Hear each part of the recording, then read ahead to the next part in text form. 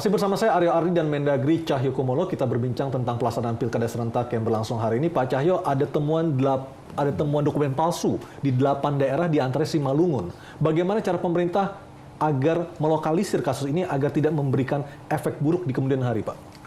Begini ya, penyelenggara pemilu adalah perangkat KPU dan perangkat Bawaslu. Apapun rekomendasi Bawaslu terhadap temuan-temuan yang menyangkut peran pegawai negeri sipil, yang menyangkut pejabat pemerintah, yang menggunakan aset-aset pemerintah daerah, itu disampaikan ke Depdagri. Walaupun kami juga punya tim memantau, yang kemarin sudah ke daerah, hari ini ikut pengecekan di semua daerah tingkat 2, dan hari ini juga mereka memantau pelaksanaan pemungutan suara di tiap-tiap TPS. Nah, dari situ nanti ada proses rekap. Kalau menyangkut PNS, ya kami akan memberikan sanksi. Sanksinya berupa apa? Bisa pemecatan.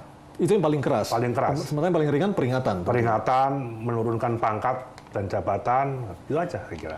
Karena kita ingin posisi PNS itu netral, walaupun dia petahana, tidak boleh menggunakan aset-aset milik pemerintah, dan tidak boleh menggerakkan maupun mengorganisir PNS. Kadang itu kan menjadi batasan yang sangat abu-abu, Pak. Tidak mungkin misalnya seseorang jadi gubernur melepaskan jabatan gubernurnya ketika ia bertemu masanya misalnya seperti itu. Nah, bagaimana pemerintah secara pasti mengatur hal-hal seperti ini, Pak Cahyo?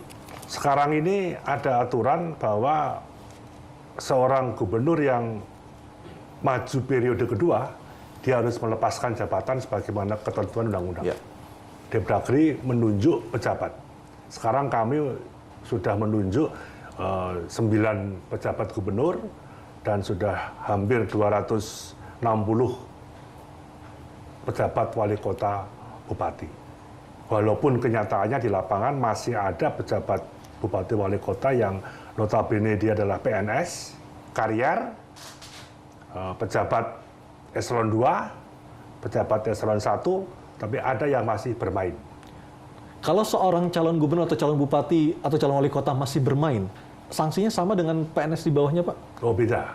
Kalau gubernur, bupati, wali kota yang mencalonkan kembali itu ada sanksi undang-undang yang diatur. Karena dia sebagai peserta pilkada yang diatur oleh Bawaslu. Karena mereka kan didukung oleh partai politik atau mereka melalui calon independen. Jadi hari inilah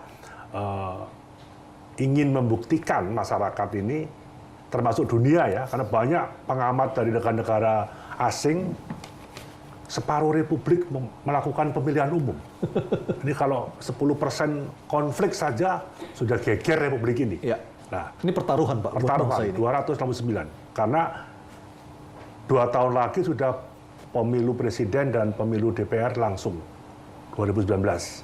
Kemudian 2027 serentak 500 berapa nanti yang akan ditambah dengan daerah otonomi baru plus pemilihan DPR dan presiden itu serentak.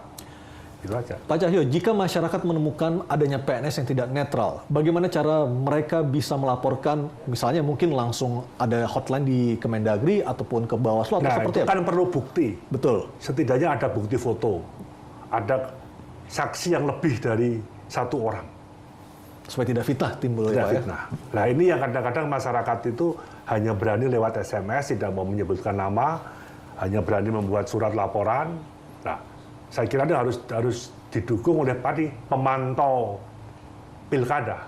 Karena mulai banyak para mahasiswa, teman-teman pers juga melihat bahwa juga punya saksi, ini setidaknya yang mendukung. Sekarang saja sudah ada yang ditangkap, Pak, masalah money politik. Kayak di Cianjur yang kita lihat daerah. Jadi Bapak juga mengendorse atau meminta masyarakat supaya berani melaporkan jika memang ada aparat Bapak yang ikut bermain dalam pilkada ini, Pak ya? Ini karena aspek pendidikan politik ya, ini harus menyeluruh. Tidak hanya dari pihak pemerintah, tapi dari pihak masyarakat sendiri, elemen-elemen masyarakat untuk berani menyampaikan sesuatu hal yang dianggap ini tidak demokratis, ini melampaui kewenangan, ini menggunakan berbagai macam cara. Saya kira ini proses, saya kira.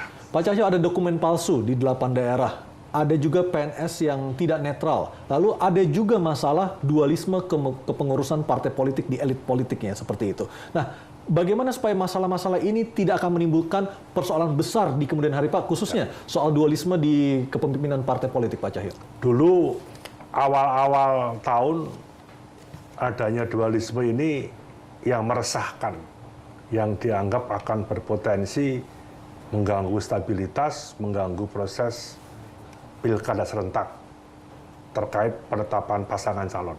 Tapi ternyata tidak. Nggak ada gejolak. Yeah. Setelah Bapak Wakil Presiden dan Bapak Presiden terus melakukan negosiasi lobby, akhirnya itu clear, selesai. Masalah anggaran yang awalnya ribet, akhirnya toh juga cukup dan tercukupi di 269 dengan berbagai proses, berbagai lobby, berbagai mengecek mata anggaran, termasuk melakukan MOU bersama. Saya kira potensi-potensi ini, bangsa ini semakin dewasa ya, partai politik juga semakin dewasa, karena partai politik itu tugasnya kan 3, menyiapkan calon DPR, DPRD, menyiapkan calon kepala daerah, dan menyiapkan calon presiden. Walaupun dualisme toh juga akhirnya tidak menjadi masalah secara prinsip di sini. Jadi ada kepastian atau ada jaminan dari pemerintah masalah dualisme ini tidak akan menimbulkan masalah di kemudian hari seperti itu, Pak? Nyatanya nggak ada.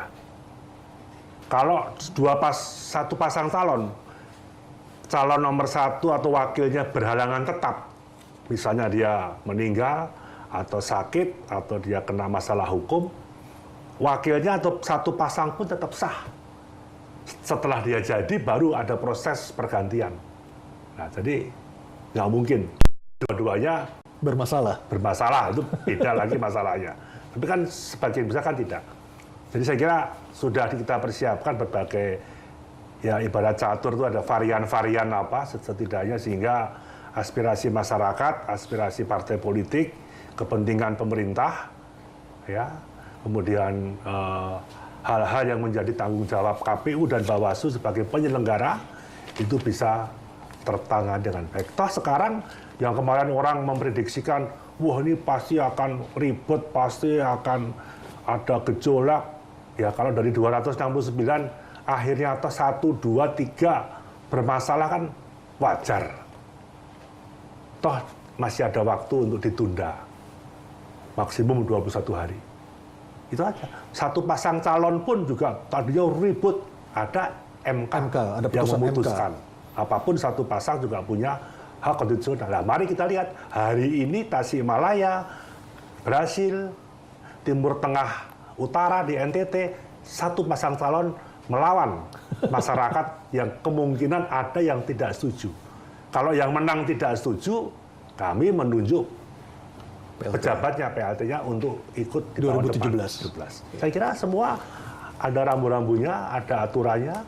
Sepanjang semua pihak menghayati, memahami, saya kira nggak ada masalah. Bagaimana dengan mantan narapidana, Pak, yang akhirnya maju lagi? Ketentuan kan sudah ada 5 tahun. Yang kemarin diperdebatkan kan pengertian calon yang bebas bersyarat. Ya. Ya bagi kami bebas masih bersyarat, artinya juga nggak bebas. Karena masih ada syarat ya, Pak. Ada syaratnya. Tidak bebas murni ya. Iya, tapi toh ada beberapa calon yang nekat maju, dibatalkan oleh KPU. Mereka mengajukan gugatan. Nah, sekarang kan apapun yang diputuskan oleh MK itu kan sudah final mengikat. Tetapi hal-hal yang menyangkut bebas bersyarat juga belum. Saya kira ya hukum yang menentukan, termasuk Kalimantan Tengah tadi.